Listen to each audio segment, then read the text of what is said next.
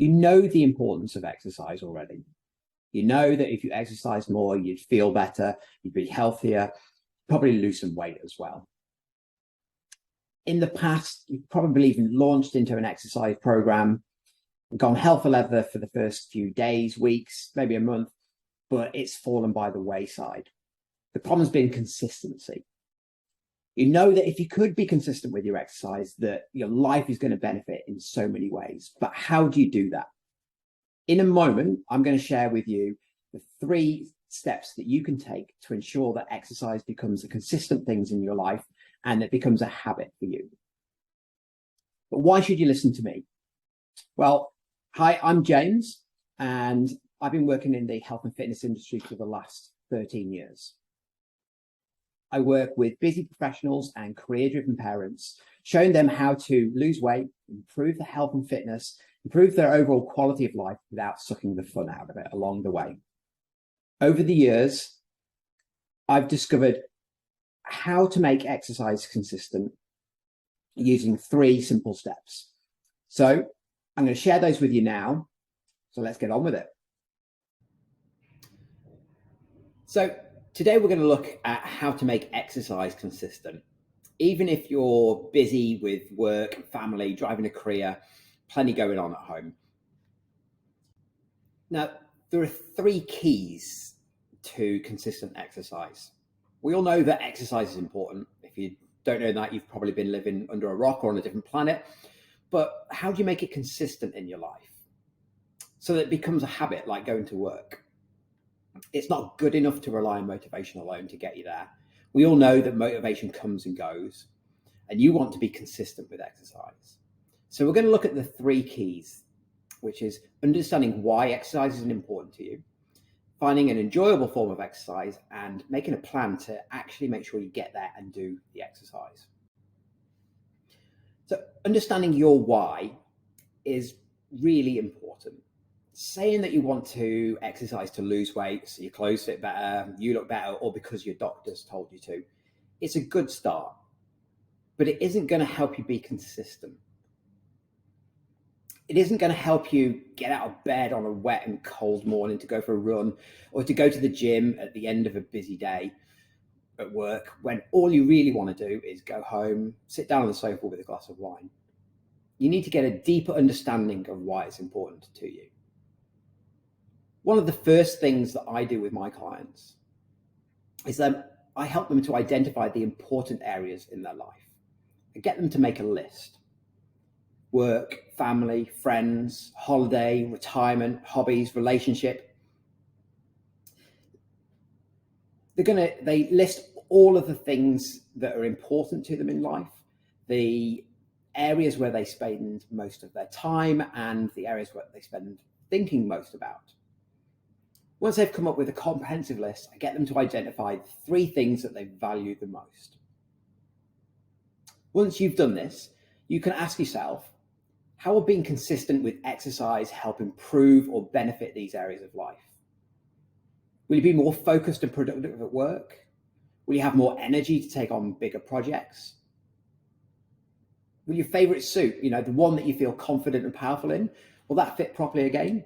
Or will you have to continue wearing the baggy clothes, unflattering outfits? How will it impact family life? Will you be able to keep up with the kids? Will you have the energy to give your partner the time and attention that they deserve? If retirement's coming up in a few years, 5, 10, 15, how will that benefit? If you keep being inconsistent with exercise, will you be able to do that 5-day hike you always planned? How much better can your retirement be if you've looked after your health and fitness and exercised regularly? Understanding your why is a huge step to helping you be consistent with exercise. Even on days when you aren't in the mood or a little bit tired, meaning that you're not going to have to rely on motivation, which we all know comes and goes. Putting it into a commercial aspect, we want to think about it like a cost-benefit analysis. So ask yourself, what is the cost of exercise? So it's a bit of time, probably not as much as you think, and more than likely a little bit of money. And the benefit is all of those things that you've already looked at above.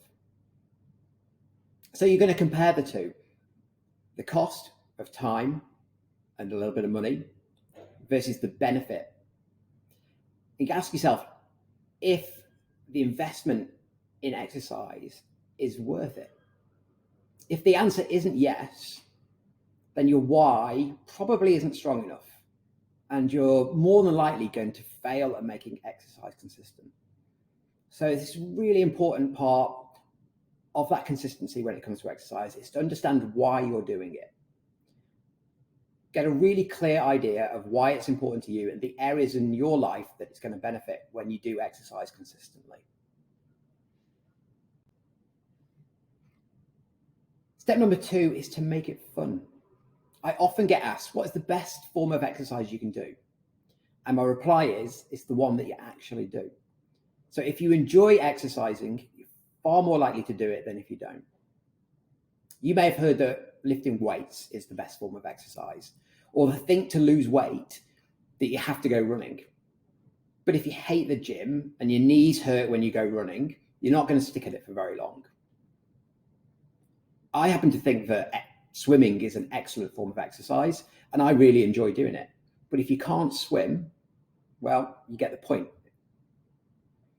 If you're going to be consistent with exercise, you have to find a form that you enjoy. So ask yourself the question, do you like team sports, individual sports, classes, dancing, indoor sports, outdoor sports? Ask yourself, what did you do as a kid that you loved? Can you go and do that again? The more you enjoy exercise, the more likely you are to be consistent with it. Think about it like your job. The more you enjoy that, the more engaged you are, you'll be more likely to put in the extra few hours here and there, take on the extra projects. But if you don't like your job, you're probably going to put in the minimum effort. If you've never really exercised before and hated sport at school, try a few different things. Think outside the box. Try a dance class, go rock climbing, take up rollerblading, try Zumba. Try and find something that you enjoy. The key is to find something that is enjoyable. Lastly, step number 3 is to make a plan. You are 2 to 3 times more likely to follow through with a habit, think exercise, if you make a specific plan for when, where, and how you're going to implement it. Basically, what we're saying here is that you need to schedule your exercise like you would a meeting at work. Actually write it down. Better still, put it in your calendar. Tell somebody your plan. By outlining a clear plan of action and clarifying exactly what you need to work on, you make a task simpler, which means it requires less motivation to do. So when you wake up for the next morning and find that your motivation has faded, you still have enough to get started because that next step has already been outlined and it's simple and clear. Scientists call this an implementation intention, and it looks a bit like this. You can use this template for exercise and for any other habits that you're looking to instill into your life. So it starts off with I will, and then you insert that action at the time that you're going to do it and in location that you're going to do it. For example, you might say, I will run for 30 minutes at 7 a.m. on Monday in my local park. That's action, time, and location. What, when, and where. I will work out for 20 minutes at 6 p.m. in the gym. I will go to an exercise class at 7 a.m. in the local park. Make a plan. Actually put it into your diary. Make it a non-negotiable. Treat it like a meeting with your boss. If you do this, you're far more likely to stick to that exercise. In fact, research has shown, as we said at the top, you're 2 to 3 times more likely to follow through with exercising if you make a specific plan for when, where, and how you're going to do it. Finally, I thought I'd share some other tips with you. Don't think that for exercise, it's all about going to the gym. There are many ways and places you can exercise that aren't the gym. If you want to do a strength training type workout, you can buy some very simple and inexpensive equipment, suspension trainer, commonly known as TRX, to help you do this in the comfort of your own home. Exercise also doesn't have to take a long time. Gone are the days of having to spend hours in the gym. I know I used to do it, 40 minutes of weights, 20 minutes of cardio, stretching, but you can have an effective workout in 20 minutes or less. Even if you've only got 5 minutes, there is something that you can do. Something is better than nothing. Can you do some squats and some push-ups whilst the kettle is boiling? Can you take the stairs instead of the lift? There's always little forms of exercise that you can squeeze into these areas of life. Interval training, or HIIT, high intensity interval training, is a great way to keep your exercise short. Basically, the format here is you do a high intensity bit of exercise for say 20 seconds and then low intensity for 40 seconds. High intensity for 20 seconds, low intensity for 40 seconds, and you maybe do that 6 or 8 times. You can get your exercise into a really short period of time with this style of training. Now, there are thousands of workouts out there on the internet, but if you want something from a trusted source, you can drop me an email and I'll send my exercise library through for you, which has got a whole range of interval style training workouts that you can follow. Final tip is to exercise with a friend. You might be willing to let yourself down, lying in the morning and miss the workout, but if you're meeting a friend, you're less likely to let them down. Same as if you've joined a team or you've signed up to work with a personal trainer. Having that outside accountability is really going to benefit you and keep you on track, even on those days when the motivation's gone. So in summary, what you want to do is get a really good understanding of why exercise consistently is important to you. Identify all the areas in life that consistent exercise will benefit. Make a list and write down how exercising is going to benefit those. Second up is to pick your exercise and enjoy it.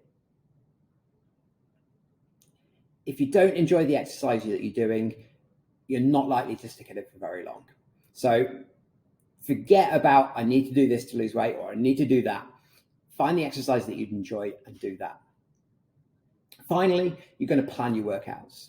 You're 2 to 3 times more likely to exercise if you make a plan for what, when, and where. Use the implementation intention framework. I will, insert action, at, insert time, in, location. If you found this information useful and you want some help prioritizing your health and fitness, I'm happy to have a chat. You can use the link below to find a time that works for you and have a chat. During the call, I'll help you get some clarity on the steps that you need to take to hit your health and fitness goals. It's not a sales call from me.